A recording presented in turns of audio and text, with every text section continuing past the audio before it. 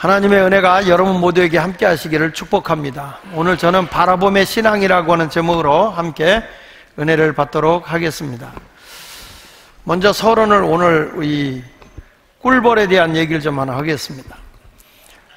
여러분, 꿀벌하고 말벌하고 싸우면 누가 이길까요? 꿀벌하고 말벌하고 싸우면 누가 이긴다고요?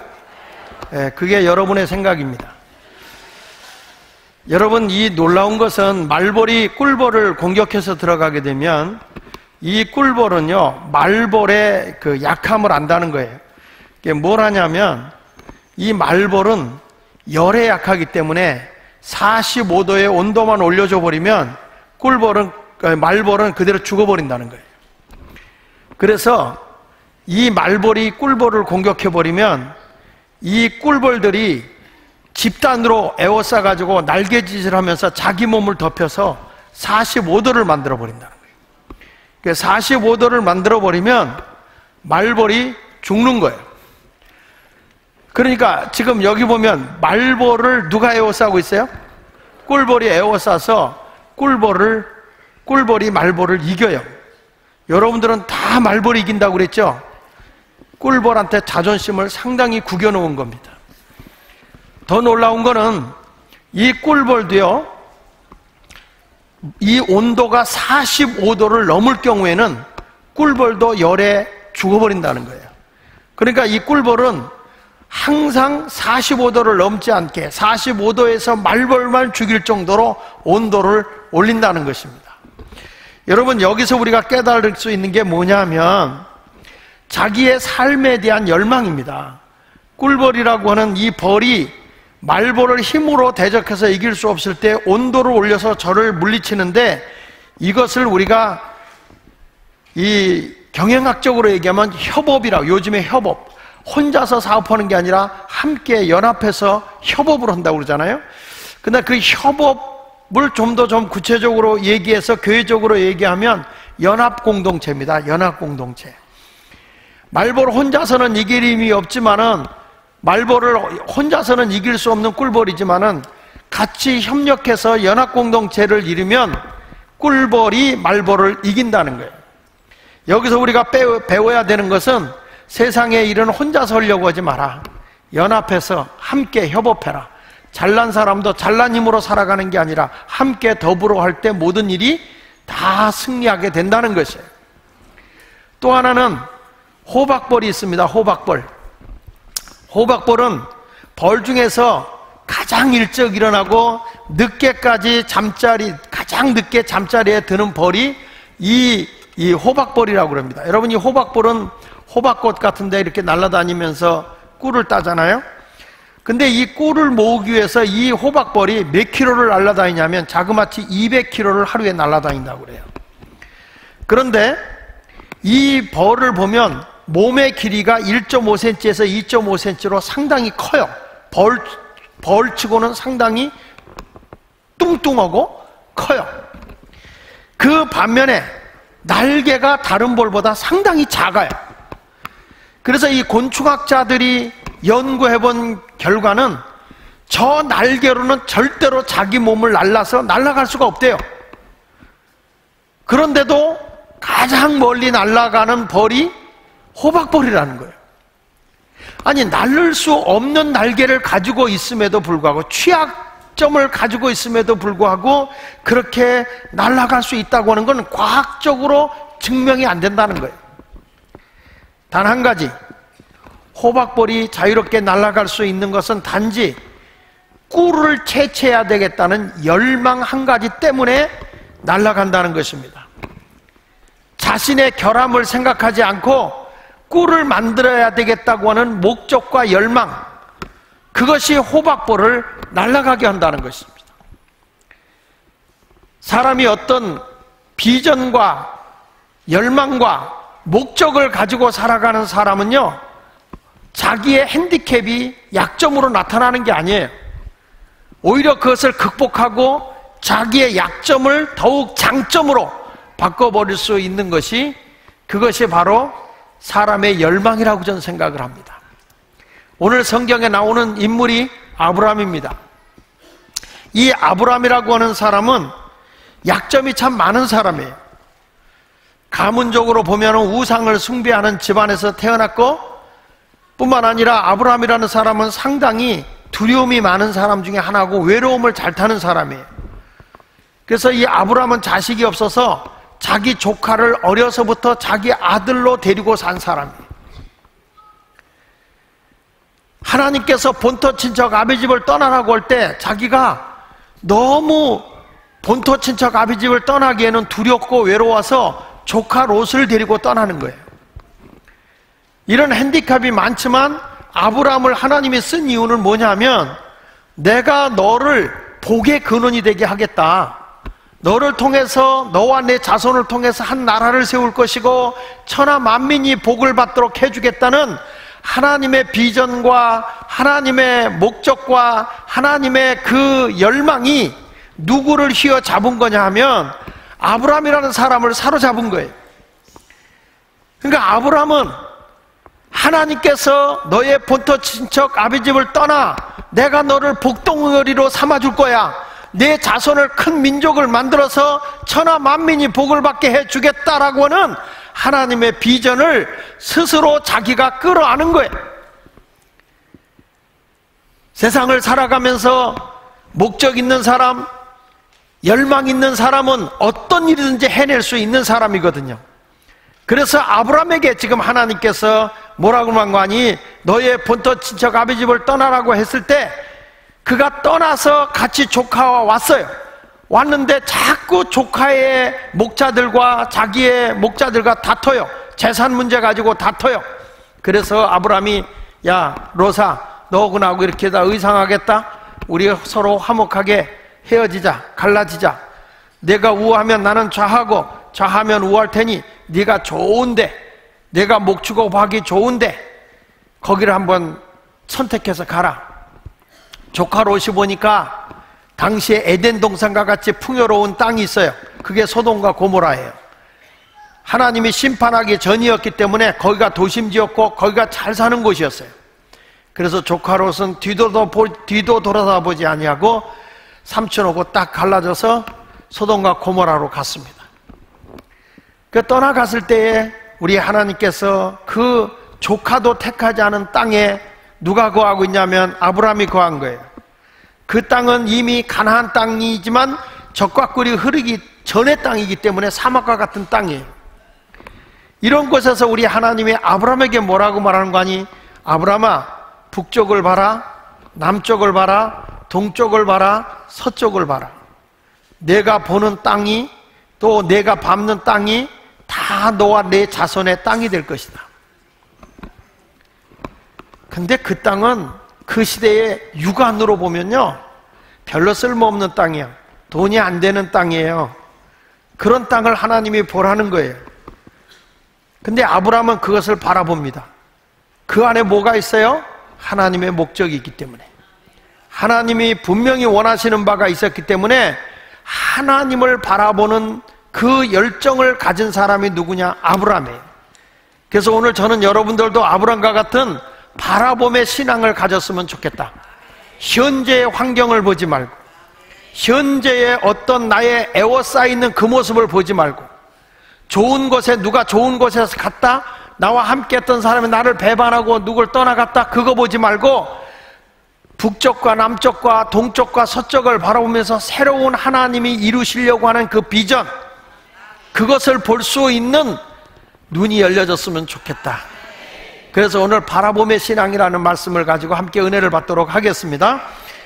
첫째로, 믿음은 나의 지경을 믿음으로 바라보는 법칙이다. 한번 따라합시다. 믿음은 나의 지경을 믿음으로 보는 법칙이다. 이거는 뭐냐면, 지난 시간에 제가 얘기했지만 하나님이 바라보는 그 순종을 넘어서, 그 순종을 넘어서서 뭘 보는 거냐면 새로운 세계를 향한 도전이에요. 도전. 그래서 이거는 도전 정신의 믿음인 거예요. 편안하게 안주하면서 사는 것이 아니라 새로운 세계, 내가 너를 통해서 하고자 하는 새로운 꿈, 그것을 바라보라는 것이죠. 하나님은 세상을 바라보는 비전이 있으셨어요. 그게 뭐냐면 죄인된 인류를 구원하고자 하는 하나님의 비전이에요. 그것을 이루기 위해서 독생자 예수 그리스도를 세상에 보내주셨고, 죄인된 우리를 구원해내기 위해서 예수 그리스도를 보내주었으며, 예수 그리스도는 인류를 구원해야 되겠다는 그 비전을 가지고 십자가를 진 것이에요. 그리고 하나님 나라를 이 땅에 세워야 되겠다고 해서 구원받은 백성들에게 주님이 성령을 부어주시고, 그 성령을 통해서 내 힘으로 내 능력으로 되지 않는 것도 성령으로 되게 하셔서 이 땅에 하나님의 나라를 건설하기를 원하셨던 거예요. 그러니까 하나님은 세상을 향해서 하나님의 목적과 하나님의 비전을 가지고 있는데, 성부, 성자, 성령이 다 인류를 구원하고자 하는 하나님의 비전이었고, 하나님 나라를 이 땅에 성취하고자 한 것이에요. 마치 뜻이 하늘에서 이루어진 것 같이 땅에서도 하나님의 나라가 이루어지기를 원한 것이에요. 우리 한 사람 한 사람이 하나님을 올바로 바라보는 믿음을 가지면 여러분을 통해서 하나님의 나라가 이 땅에 세워져야 되는 것입니다. 이단인 신천지 같은 곳은 자기들이 세상에 신천신지를 이루겠다고 하면서 택함받은 우리들만의 구원의 대상이라고 얘기하지만 그건 이단이에요. 그러나 여러분, 우리 주님은 하나님의 비전과 꿈을 가지고 있는 여러분을 통해서 하나님의 나라를 세우기를 원하고 있는 것입니다. 모든 사람이 떠나갔을 때 다시금 하나님께서 아브라함에게 나타나서 말씀하는 거예요. 창세기 13장 14절로 15절을 같이 한번 읽어봅니다. 롯이 아브라함을 떠난 후에 여호와께서 아브라함에게 이르시되, 너는 눈을 들어 너 있는 곳에서, 내가 지금 있는 머무르는 곳에서 어디를 보라? 북쪽, 남쪽, 그리고 동쪽, 서쪽을 바라보라. 보이는 땅을 내가 너와 내 자손에게 주리니 영원히 이르리라.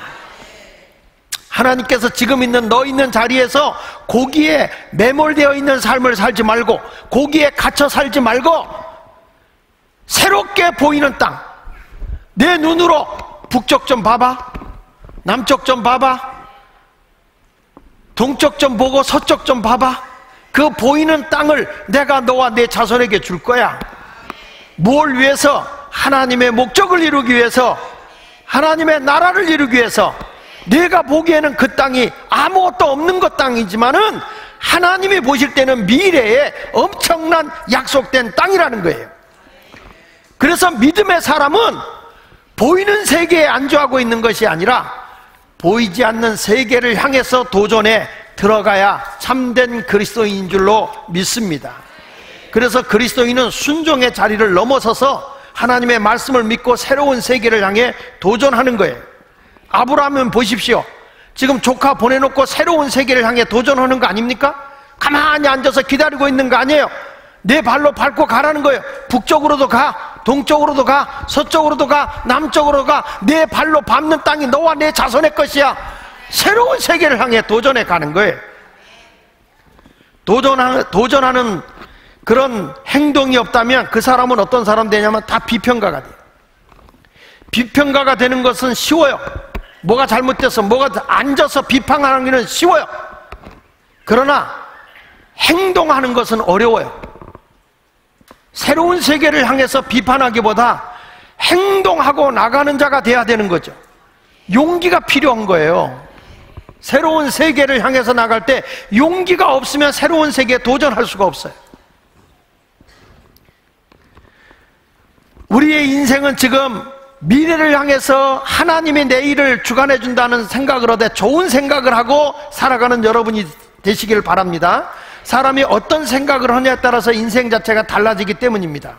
여러분들은 자꾸 젊은 생각, 미래를 향한 소망의 생각을 하고 살아야지 내 나이에 뭐 이렇게 포기하지 말길 바랍니다. 덴마크의 심리학자 크리스텐센이라고 하는 분이 이런 걸 시험했습니다. 이 사람이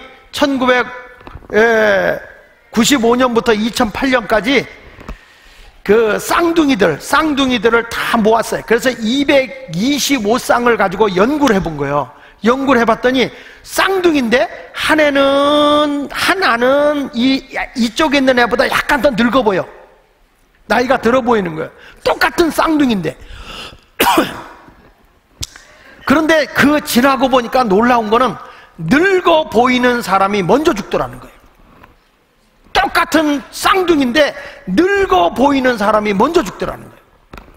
그래서 사람이 어떻게 살아야 되느냐 하면, 사람이 늙어 보이는 이유는 인생의 삶이 즐겁지 않기 때문에 늙어 보인다는 거예요. 옆 사람은 이렇게 보세요. 곧 죽을 것 같죠? 그 왜 그러냐면 늙어 보여서 그렇다는 거예요. 늙어 보여서. 그러면 내가 늙어 보이지 않게 사는 비결이 뭐냐 그랬을 때, 즐겁게 살라는 거예요. 즐겁게 살면 사람이 늙어 보이지 않는다는 거예요.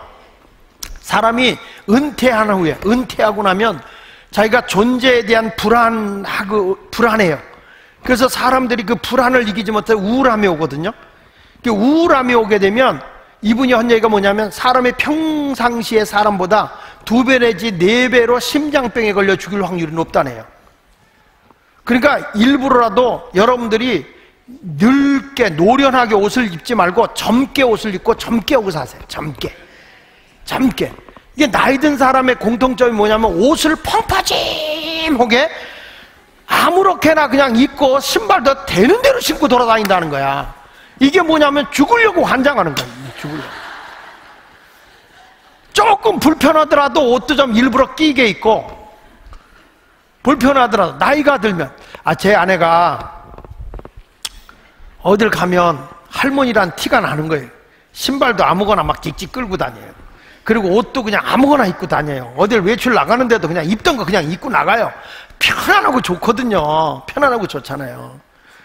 그랬더니 하루는 우리 딸이 그래. 저 엄마 좀 봐라. 엄마 저 신발 좀 봐라. 자기 손녀딸 보고 그러는 거예요. 신발 보니까 신발도 다 이렇게 편안하게 지익지 끌고 다니는 거 신고 다니고. 그래서 내가 이건 안 되겠다. 왜 저게 죽으려고 환장하는 거니까. 그러면 안 되겠다. 제 아내한테 붙잡고 얘기했어요. 여보, 이제 우리 얼마나 살겠냐. 뭐 그렇게 제멋대로 사냐. 입는 것 가운데 멋있는 거 입자. 그리고 신발도 좀 불편해도 젊게 살자. 이게 편안한데?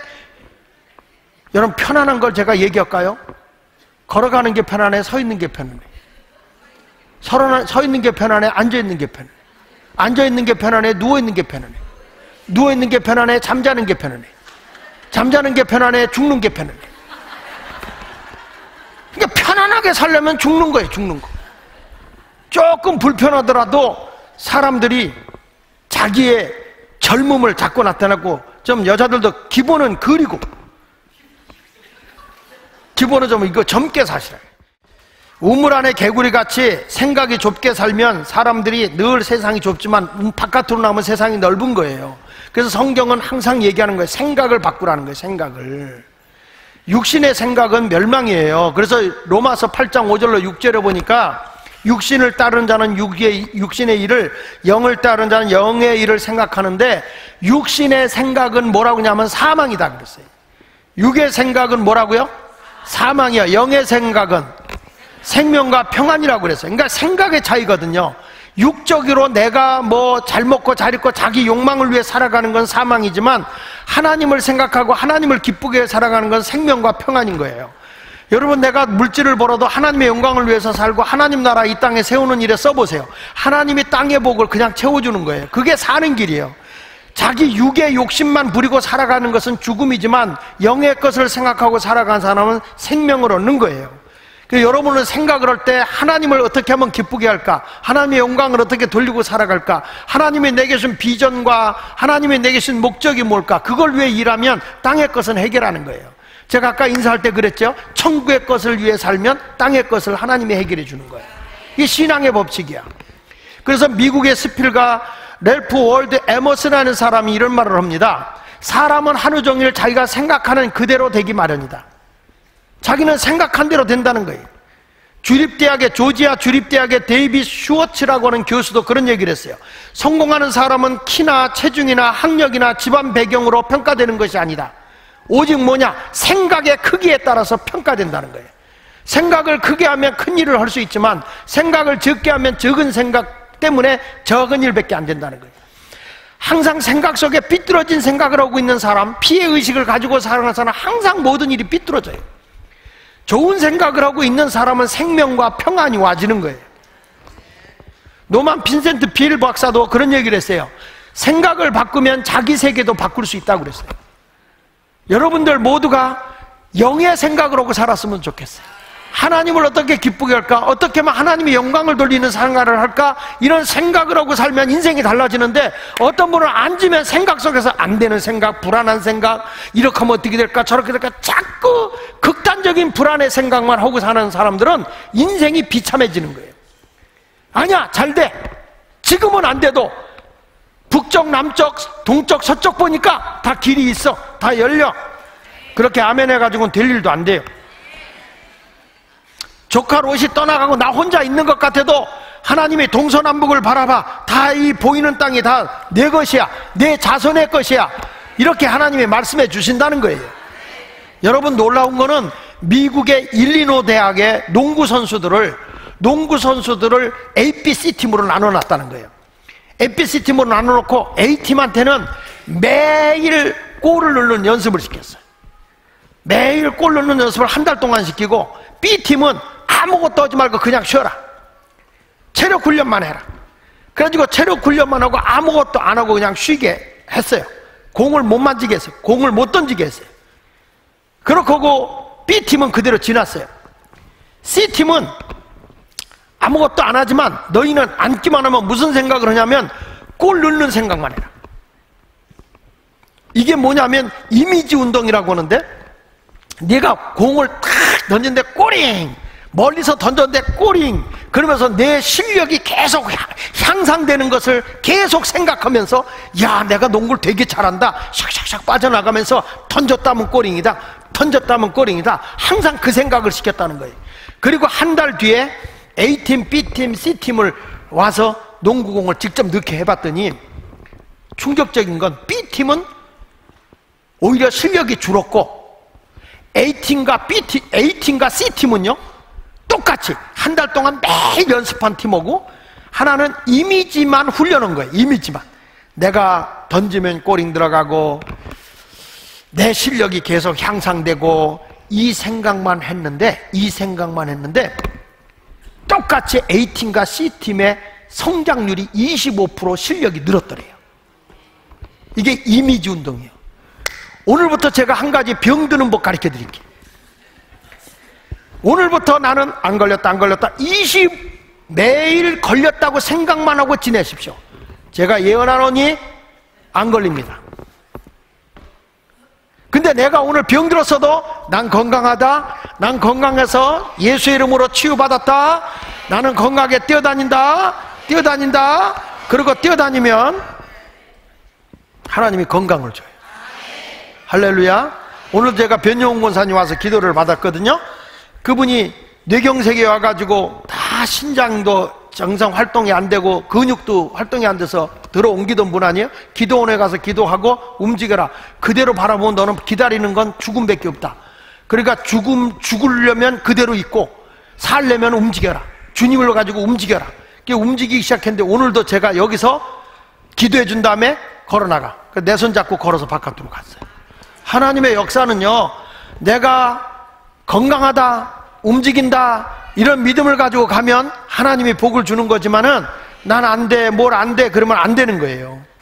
교육의 심리학에서 통계에 의하면 인간 학습은 보는 것이 85%예요. 인간 학습의 능력이 뭐냐? 시각이, 보는 게 85%의 기억이 남는다는 거예요.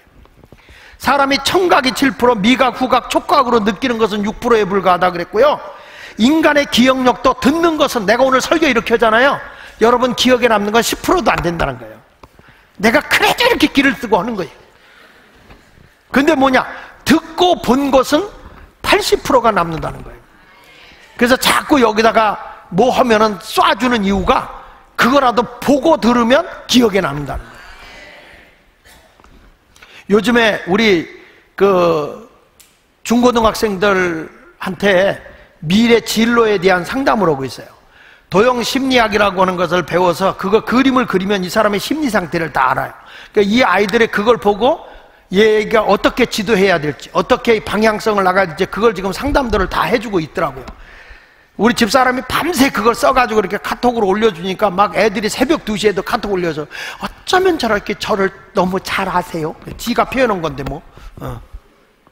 그러니까 이런 것들이 뭐냐면 자기들이 그림으로 자기도 모르는 사이에 그림으로 그게 다 배어 나와요. 그러니까 여러분, 우리가요, 내가 미래를 향해서 새로운 좋은 꿈과 도전 정신을 가지고 가면 분명히 그 사람 속에는 잠재의식이 나오는 거예요. 그림 그려보면 알아요. 저도 딱 그림 그려보래요. 제 아내가 딱 그림을 그리더니 당신하고 똑같다는 거예요. 그림 속에서 내가 나오는 거예요. 그러니까 여러분들도 모르지만 그림 그려보면 다 나오거든.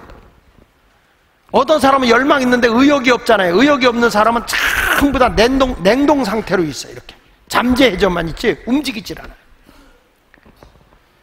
그래서 여러분들이 믿음을 가지고 도전해야 돼요. 그러면 인생 자체가 바뀌는 거예요. 성경 시편 52편 8절에도 이런 말씀이 나와요. 그러나 나는 하나님의 집에 있는 푸른 감람나무 같으며 하나님의 인자하심이 영원히 의지하리로다. 나는 하나님의 있는 푸른 감람나무 같다. 이 감람나무가 열매를 맺잖아요.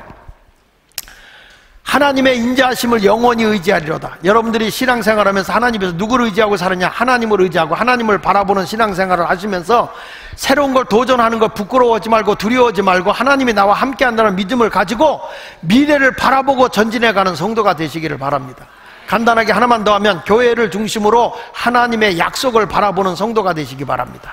따라합시다. 하나님의 약속을 바라보는 신앙.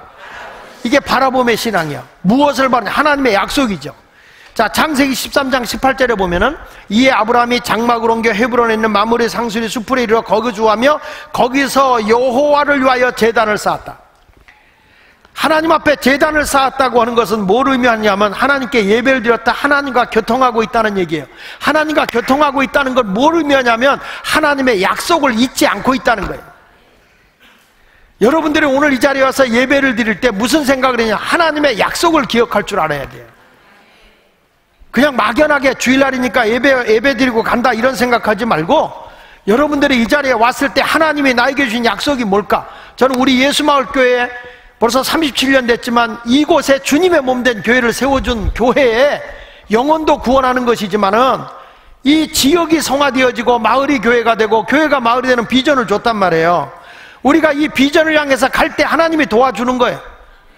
동서남북을 바라보며 나갈 때 하나님이 그것을 성취해 나가는 거예요.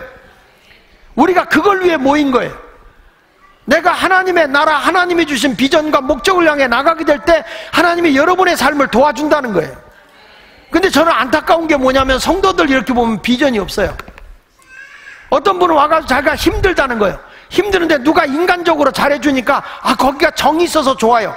정이 있어. 신앙생활은 절대 정 따라가는 거 아니라니까. 본토 지적 아비 집을 떠나야지. 하나님의 비전과 하나님의 목적을 따라가야. 내가 주의 일 하면 땅의 것은 하나님이 해결해 주는 것인데 자기가 어렵다고 해서 인간적으로 잘해주는 데를 쫓아가니까 하나님의 능력을, 하나님의 도움을 못 받는 거예요. 제가 답답한 건 뭐냐면 내가 교인 하나 붙잡으려고 하는 게 아니라 왜 하나님이 우리를 통해서 하고자 하는 비전과 목적을 못 보냐는 거야. 하나님의 나라를 위해서 일하면 그걸 이루기 위해서 하나님이 여러분을 쓰신단 말이에요. 능력도 주시고 건강도 주시고 물질도 주시는 거예요. 하나님을 위해서 하는 거란 말이에요. 장목사를 위해서 하는 것 같으면 안 해도 되고 교회 옮겨도 상관없어. 사람이 욕먹는 게 두려워서, 말이 두려워서, 그래서 하나님의 일을 멈칫 하는 사람들은 참 어리석은 사람인 거예요. 왜냐? 영의 생각을 하고 있는 사람의 것을 육의 생각을 하고 있는 사람이 알 수가 없어요. 그래도 우리는 영적인 세계를 바라보고 가야 되는 거란 말이야. 왜 이런 일을 해야 되느냐? 하나님의 일이기 때문에 하는 거예요. 하나님 나라의 비전이기 때문에 해야 되는 거예요. 그래서 우리가 그 일을 해나가면 하나님이 여러분을 외면하지 않지, 버리지 않지. 근데 사람들이 조금 잘 되면 하나님 나라를 위해서 일하려고 하지 않고 전부 다 자기 육의 것만을 위해서 살려고 하다 보니까 실패자가 되는 거예요. 하나님 앞에 와서 예배드리고 하나님의 비전을 위해서 수고해야 되고 시간 들여야 되고 물질 써야 되니까 불편하거든. 그러니까 자꾸 교회를 멀리 떠나려고 그러고 힘든 일 안 하려고 그러고 불편한 일 안 하려고 그래. 여러분, 이 자체가 자신의 인생이 쇠퇴되는 것이고 영적으로 교회일이 쇠퇴되는 거야. 저는 그래서 한번 가봐요. 어느 분이 사업을 하고 있어요. 근데 교회를 떠났어. 왜 떠났느냐? 인간적으로 떠난 거야. 하나님을 바라보고 하나님의 비전을 위해서 간 게 아니에요. 거기 가보니까요, 사람이 없어요. 왜 그런지 아세요? 여러분의 사업은 여러분께 아니거든요. 하나님의 비전과 하나님의 목적을 이루기 위해서 여러분에게 생명도 주는 거고 건강도 주는 거고 물질도 주는 거야. 내가 하나님 나라 위해서 일하면 하나님이 내 일 책임져 주시거든. 근데 답답해. 그걸 몰라. 우리 교회 개척할 당시에 우리 교회 다녔던 분이 공교롭게 저희 집사람하고 한번 같이 가봤더니 제 아우네 교회에 나와. 존한순 집사라고. 그 교회를 나와요. 그랬더니 오면서 목사님 그래요. 근데 그분이 얘기하는 거예요. 나는 모르죠. 교회를 떠났던 분들에 대한 얘기를 들었어요. 그때 굉장히 교회의 비전과 목적을 향해 가는 사람들을 힘들게 했던 가정들이 있었어요. 근데 그 사람들이 교회를 떠났거든. 근데 그 사람들 지금 어떻게 살고 있냐 제가 물어봤어요. 근데 얘기를 하는데 차마 입에 담지 못할 얘기들이야. 내가 잘나서 이 자리에 있는 거 아니에요. 여러분 똑똑해서 이 자리에 있는 게 아니야. 하나님이 날 부른 것은, 우리 예수마을교회를 여기다 세워준 것은 하나님의 나라를 이루기 위해서 세워준 거예요. 예수님이 이 땅에 오셔서 십자가에 죽기까지 했어요. 자기는 십자가에 죽는 거 싫었어요. 근데 왜 십자가의 길을 걸어갔어요? 자기 뜻이 아니고 아버지의 뜻이니까. 그래서 예수님 십자가 위에 죽기 전에 아버지 할 수만 있으면 이거 내게서 옮겨주세요. 그러나 내 뜻대로 하지 마시고 아버지 뜻대로. 나는 여러분들이 당연히 하나님께 복받아야 된다고 생각해요. 당연히 여러분들이 하나님 앞에 잘 돼야 된다고 생각을 해요. 그래서 시편 34편 8절에 이런 말씀을 합니다. 너희는 여호와의 선하심을 맛보아 알지어다. 하나님을 경험으로 느끼라는 거예요. 그에게 피하는 자는 복이 있도다. 하나님을 경험하십시오. 정말 하나님을 위해서, 하나님의 영광을 위해 살았더니 하나님이 도와주시네. 이걸 경험으로 알아야 돼. 토조라는 분이 이런 얘기했어요. 우리는 예배를 위해 태어났고 예배를 위해 거듭났다. 우리가 창조되고 또한 재창조되는 것은 하나님을 예배하기 위해서 이 땅에 존재한다. 내가 이 땅의 존재 목적이 뭐냐? 하나님의 영광을 위해서다. 하나님을 기쁘게 하기 위해서다. 예배라는 게 교회에 와서 막 찬송 부르고 이것만 예배가 아니라 하나님의 비전과 하나님의 뜻을 이루어 나가는 삶 자체가 예배인 거예요. 그래서 로마서 12장 1절에 뭐라고 그래? 너희 몸을 하나님이 기뻐하시는 거룩한 산 제물로 드려라. 하나님께 예배되는 제물. 그렇게 살면요, 교회 안에 하나님의 충만함이 다 주어지는 거예요. 에베소 1장 23절 같이 읽어봅시다. 시작. 교회는 그의 몸이니 만물 안에서 만물을 충만하게 하시는 이의 충만함이냐. 딴 데서 충만함이 주어지는 게 아니더라고요. 하나님의 충만함이 어느 안에 있느냐? 하나님의 비전과 목적을 위해 따라가고 있는 예수마을 교회 안에, 우리 교회 안에 하나님의 만물의 충만함이 있다는 거예요. 장목사에게 있는 게 아니라 우리 교회를 통해서 하나님이 하시고자 하는 일이 있어요.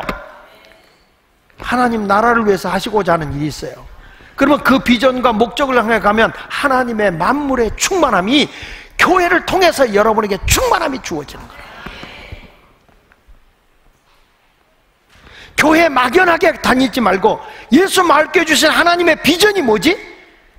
하나님이 나를 통해서 하시고자 하는 하나님 나라의 일이 뭐지? 그것을 생각해 보면서 나가면 하나님의 충만함이 여러분의 삶 속에 넘치게 채워 주실 줄로 믿습니다. 책 가운데 나 이 책을 여러분이 꼭 읽어봤으면 좋겠어. 하늘의 성공 원리라는 책이 있어요. 하늘의 성공의 원리. 하늘의 성공의 원리라는 이 책을 보면 하나님의 나라를 위해서, 하나님의 뜻을 위해서 온전히 살면 하나님이 그들의 인생을 반드시 성공시킨다는 거예요. 그 대표적인 사람이 누구냐? 아브라함, 다윗,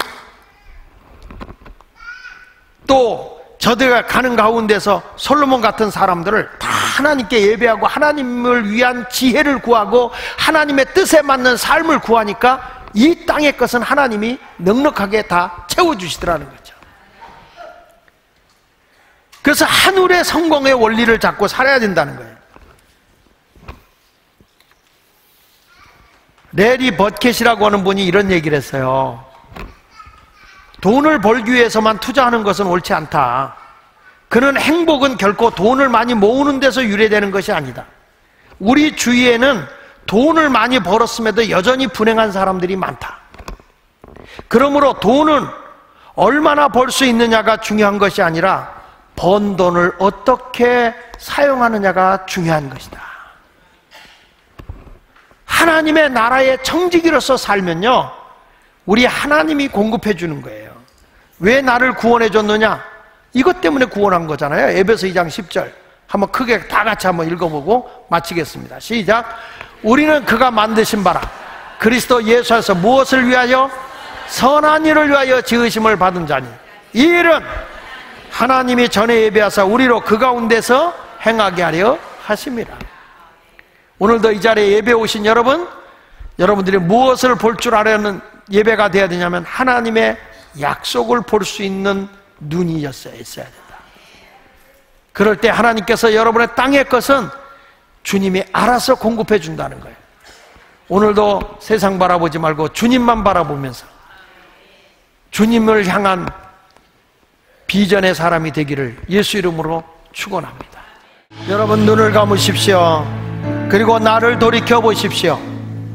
여러분 하늘의 것을 위해 살면 땅의 것은 주께서 성취해 주십니다. 우리에게 주신 하나님의 영의 생각을 하십시오. 내가 하나님 나라 위에 살려고 이 땅에 존재하고 있습니다. 하나님은 우리를 사랑해서 독생자 예수 그리스도를 우리에게 보내주셨고, 그 예수 그리스도는 아버지의 뜻을 이루기 위해서 우리를 죄에서 구원하여 주는 십자가의 죽으심을 택하셨고, 부활하시며 승천하시고 하나님의 성령의 사람들을 통해 이 땅에 하나님의 나라를 세우기를 갈망하고 계십니다. 우리가 존재하는 목적입니다. 이 땅에 하나님 나라가 세워지게 하여 주옵소서. 예수 마을교회를 이곳에 보내주셨고 우리를 이곳에 보내주신 목적은 나의 부족함을 채우기 위해서가 아니라 하나님의 비전과 하나님의 목적을 이루기 위해서입니다. 이 지역에 죽어가는 영혼 구하고 죄 없는 마을을 만들고 마을이 교회여 교회가 마을이 되는 하나님의 나라를 이 땅에 세우기 위해서 우리를 불러주셨습니다. 우리가 하나님의 비전과 하나님의 목적을 이루고 나간다면 우리 교회를 통해서 하나님의 충만하심이, 만물의 충만함이 여러분의 삶 속에 충만히 채워지게 됩니다. 하나님 이제부터 주를 위해 살겠사오니 하나님의 충만으로 나의 충만을 채워 주옵소서. 우리 다 같이 이 시간 한음성으로 기도하겠습니다. 기도합니다.